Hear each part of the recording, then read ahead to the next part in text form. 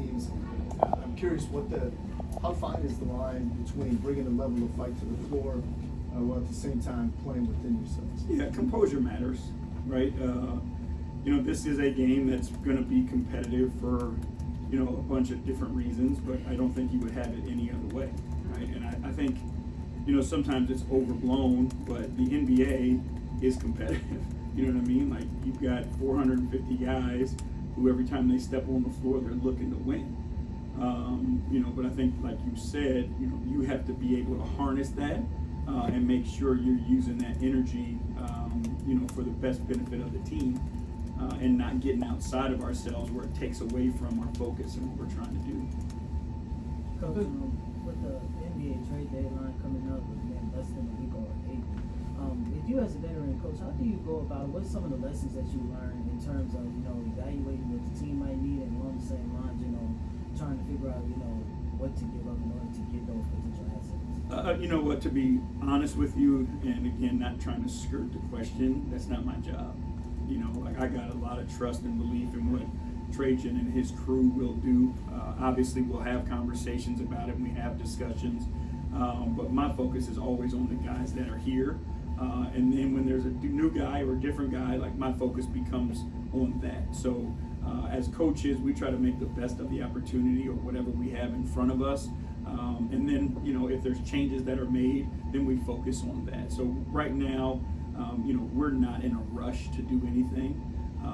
We're still really process driven, and like we talked about from the beginning of the year to now, like, evaluate what's in front of us, weigh what the successes are, the strengths are of the group, and then make decisions from there. So I'm sure whatever, Trajan and the crew decides to do, obviously with my input, it'll be what's best to benefit this group long term, but it won't be something that's a rush or something that's looking to get us out of our plan that we had coming in. Being in this division for a few years now, you went against this Pacers group before and after the Siakam trade. How do you think his addition has changed the way they play and what they're able to do? The versatility that he presents just makes him a tough matchup.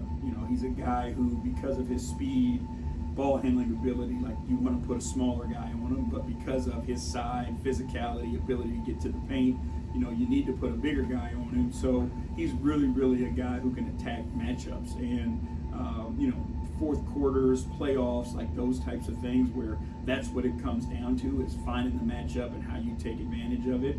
He makes it really, really difficult on opponents. And then defensively as well, there's so many things he can do. He's rangy, he can switch multiple positions, he gets deflections, like, he understands his opponent's strengths and weaknesses, how to take those things away. So, just as an individual player, you have to worry about his skill set, but his skill set fits within a team concept that makes a team better as well.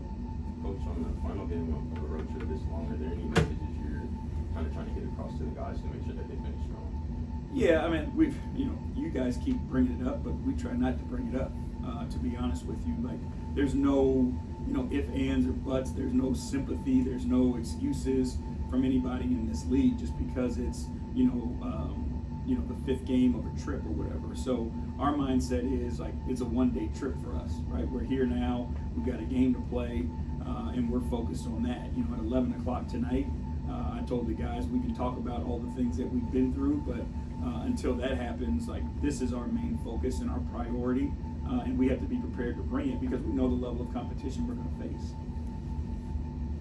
Good. Thank you.